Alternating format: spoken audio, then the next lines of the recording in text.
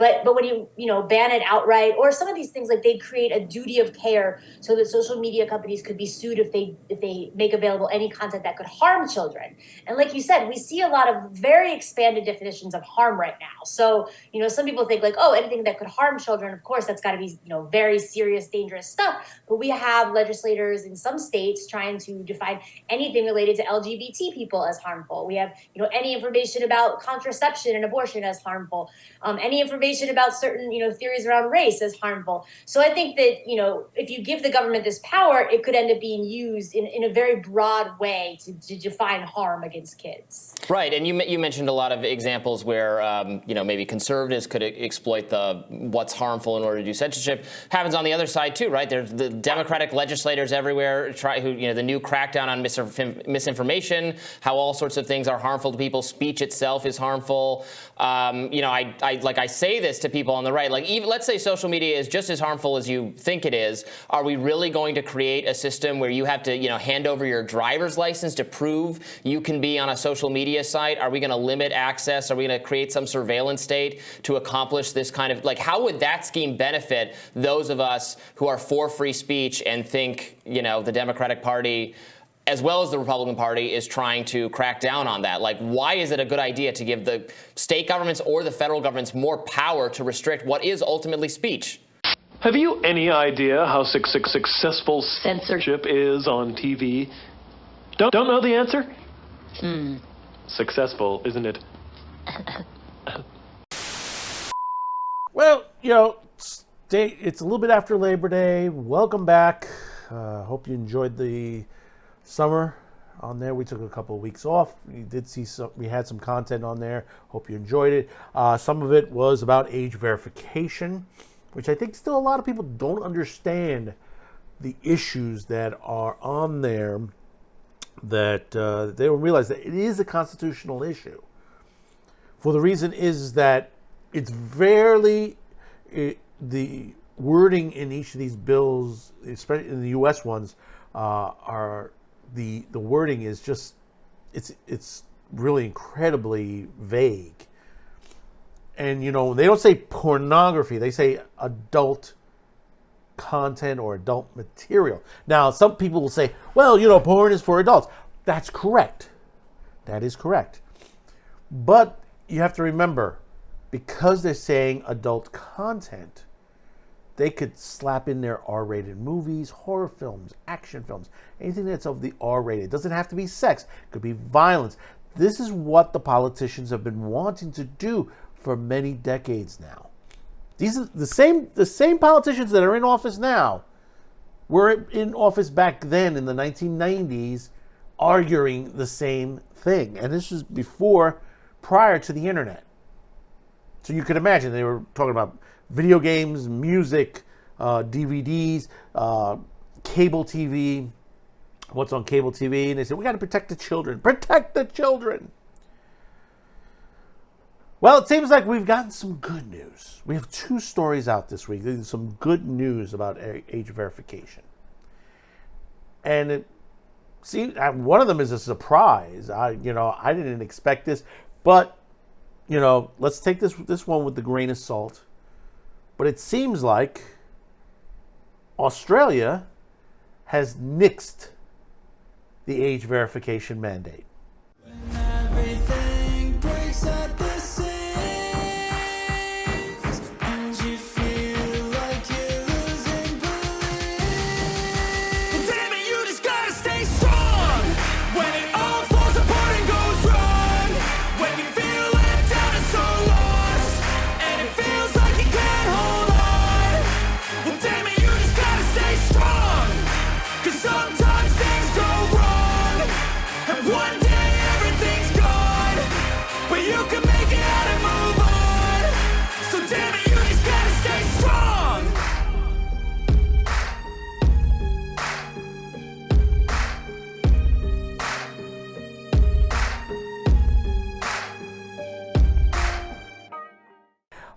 If you've not known about the age verification, Australia happened to be one of the early countries to try to do this. I mean, this is a country that has banned certain anime, anime figurines, stuff. I mean, to the point where, if you ship something into Australia, it wouldn't make it.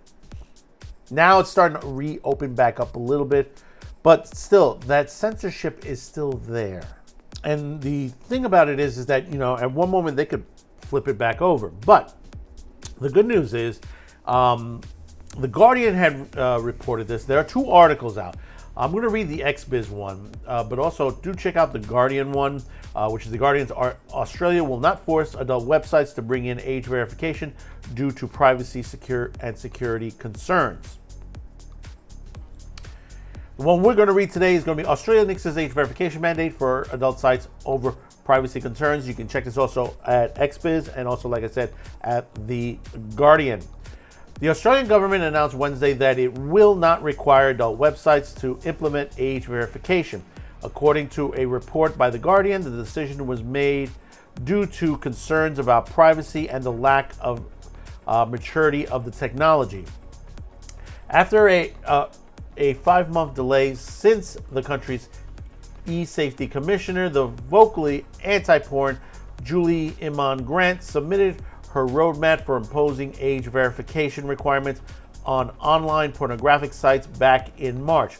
Communications Minister Michelle Rowland finally released the document Wednesday along with a response. The Australian government instructed Iman-Grant to work with the industry to develop a new code to educate parents on how to access filtering software and limit children's access to such materials or sites that are not appropriate, The Guardian reported. And this is the direction I have been talking about. You have the software. Most of the software is already built into certain computers, phones, antiviruses. There are ways of blocking it.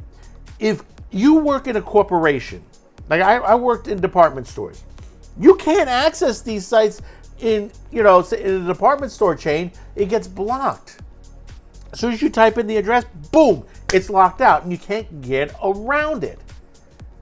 And most of this software is free. Some of it you have to pay for, the other half is free. And also, remember, people like Google and most of these other sites, they also have safe search programs built into their sites.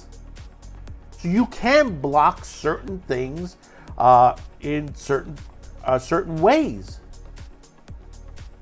It's not that hard. You don't need the government to step over you and says, we're going to throw age verification on here on whatever site we deem that children should not be on.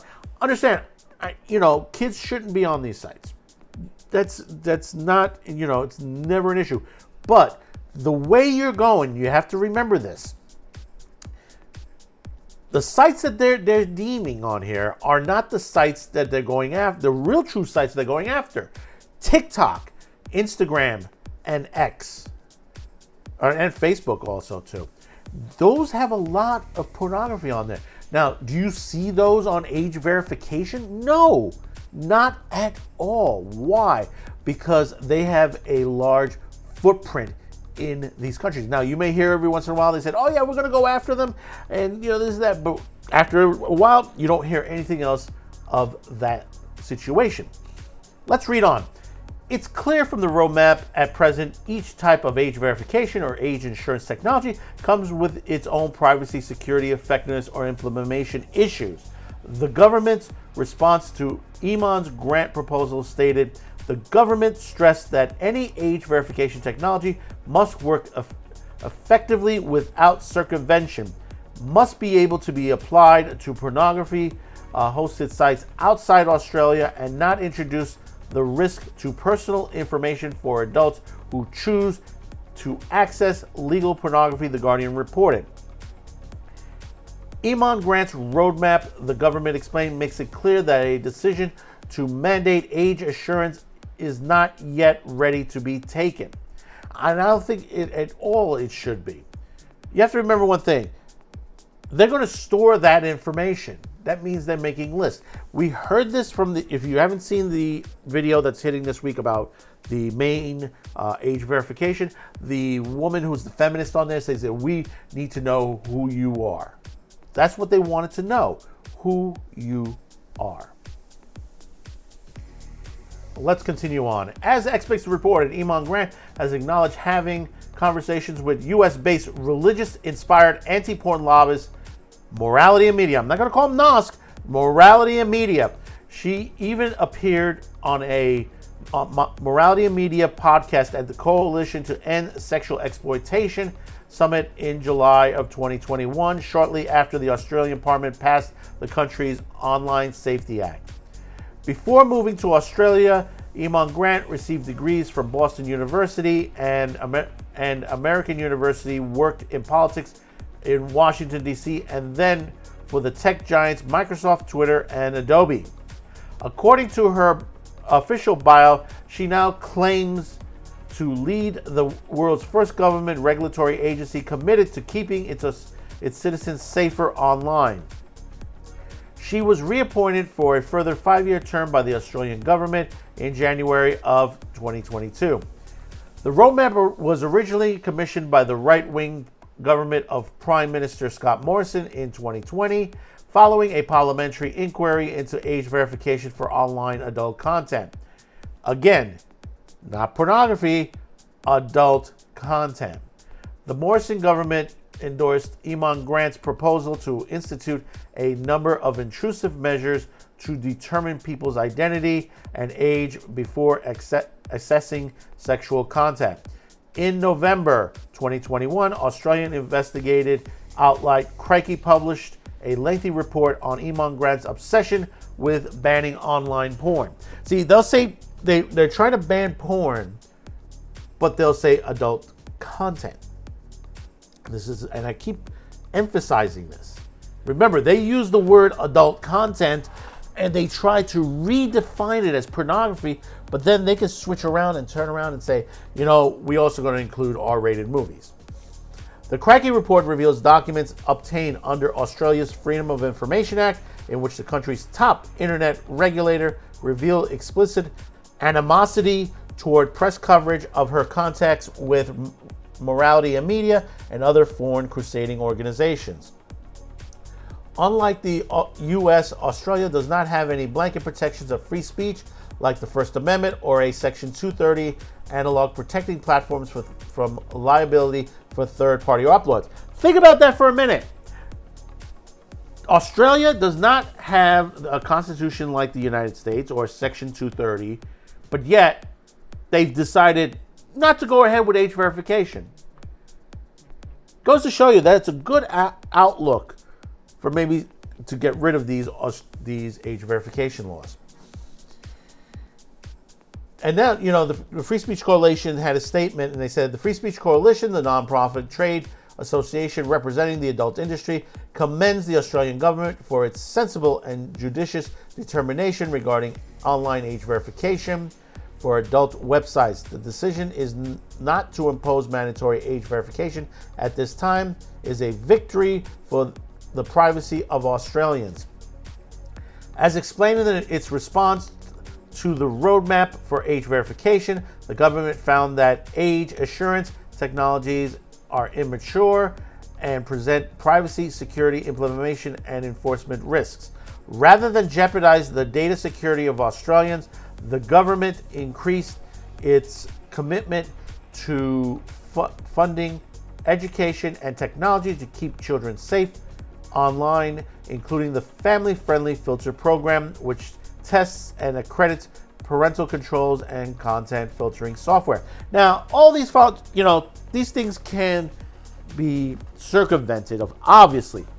But see, the thing about it is, education of the parents. If the parents know how to get around it like their kids, they should be able to know when it is. That's why education comes first.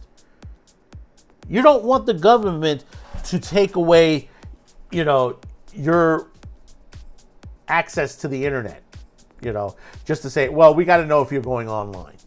Well, that's none of their business. It's none of their business.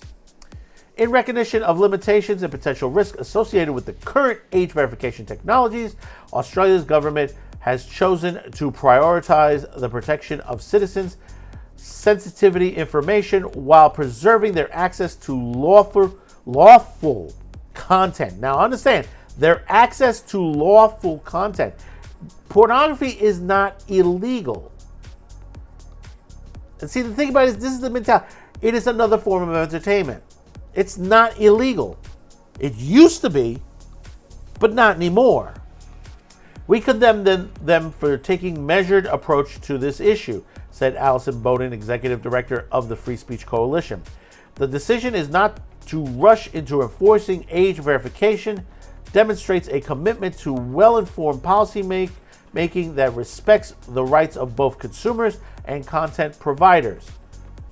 The Free Speech Coalition remains committed to collaborating with governments, industry stakeholders, and advocacy groups to ensure responsible practices that protect children, safeguard privacy, and uphold free speech rights. We are encouraged by the Australian government's approach and stand ready to contribute our expertise to further discussions on this important matter. And this is correct. We could sit there and discuss, what can we do to protect? Education is the way to go. Blocking a website that you don't agree with is something completely different. Today, they will block the pornography. Tomorrow, it will be the anime, and then the manga, and then they'll go after R-rated movies. I mean, Instagram is starting to censor R-rated films, romance movies, erotica movies that have an R rating. Meanwhile, they do have full nudity in there on Instagram, but yet they're going after the R-rated movie. Think about that for a minute. Think about that for a minute and understand. This is all funneled by radicals on the left and on the right, especially groups like Morality and Media. Think about it for this. It's not NOSC. It's not trying to protect children, even though they say so. It is Morality in Media. Why did they change their name? Because basically they want you to be afraid and say, oh, they're going after the children. Meanwhile, here in Staten Island, we have illegal migrants getting put into a school, getting put into a school that should have been allocated to be a public school. And they're bringing in people that are not vetted, that could have criminal records, with several other schools surrounding this particular place, including one of them is an all-girls school. Think about that for the factor. And nobody, New York City don't give a shit about it. Staten Islanders have been screaming about it. But yet, when it comes to pornography, when it comes to adult content, they're going to be screaming, we got to get rid of it. Protect the children. Oh, won't somebody please think of the children? And then they're okay at teaching sex to grammar school kids, having books on sex on there. I'm not saying get rid of those books. Those books do have a constitutional right to be published, but not to be put into underage children's libraries. No, it doesn't belong there. You can still buy it you want to buy it? You can go to Amazon, Barnes & Noble. Nobody's stopping you because they say, well, it's been banned. No, it hasn't been banned. It's been removed from the school because it's not something that should be there. Now, if it's a book talking about history, talking about certain stories that's on there, Catcher in the Rye, J.D. Salinger, that should be in a high school curriculum. It is a good book. People criticize it, like, oh my God, this is the book that, the guy used it and he assassinated the president. Read the book. It's like the joke on South Park. It's a whiny kid talking all the, it is a good novel. It belongs in the high school listings on there. Same thing with The Glass Menagerie and a couple of others. But those are the books that they wanted to get rid of. But basically not to have it in the curriculum. And that's what you have to say. It's not part of the curriculum. But they'll use the word ban. They'll use the word adult content. These are word salads they use so they'll be able to frighten you, the consumer, you, the citizen, to remove your constitutional rights. See, I know some people say, well, it's not a constitutional. Yeah, it is. Because basically, when it comes to entertainment or to someone who writes a novel, something like that, they have the right to do it. They have the right to write a book or make a movie, which is something on that nature. Now, this, like I said, this is the same arguments when I was a kid. What was on cable TV and stuff like that. Oh, that shouldn't be on Skinamax. But you got to remember, you as a parent have the right to educate your child. One, if they're up that late when Cinemax, for example, Cinemax is playing adult content as far as erotic movies, R-rated to NC-17, why are they doing up that late? Why are 10, 11, 12-year-olds doing up that? They should be asleep. They should be asleep at least by 9. As my mother used to put me to sleep by then. When I was a little kid, it was like 8 o'clock into bed. The latest 9 o'clock. The weekends, yeah, I can stay up to like 10 or 11 p.m. They allowed me on Friday nights and Saturday nights. That's how I watched Star Trek, back when I was a kid. But that's parenting. Your child needs sleep. Your child should be up all night on the internet, playing video games. If they're of age, if they're over 18, that's fine. They're an adult at that point. That is their choice, because they're an adult. But if they're under, you got to be studying. You got to be going to school. There are a lot more pressing things than being on the internet all day long. Yes, you can learn things on the internet, and that's what the internet should be for a young person. Learn things on there. Believe me, kids can learn quick. If their hand and eye coordination can improve by playing video games, they can also learn some really good things on the internet, including the truth. For example, the situation with the Gaston flag. You have a teacher out there who was trying to put the Gaston flag and slavery together, which has nothing to do with slavery. A quick Google search will teach you about the Gaston flag. This is the things you have to understand. This is why they don't want the internet. This is the reason why they want to put blocks on the internet on certain websites, because the truth X-Files, the truth is out there, and that is plain and simple. The truth is out there, and you can find it. That's what they're afraid of. They're afraid of that. They're afraid of the YouTubers with their content, because we gave our 2 cents, and we have our opinions, and whether you agree or disagree with it, and you're allowed to disagree with it. But when you look at the evidence and you say to yourself, maybe I should rethink and investigate it for myself. And that's what you should do. But who am I to say about this but a man with the show? Thanks for watching. Before you go, if you enjoyed the video, please don't forget to like and share this video. Also, if you haven't yet, please subscribe, as it helps us increase the reach of our channel.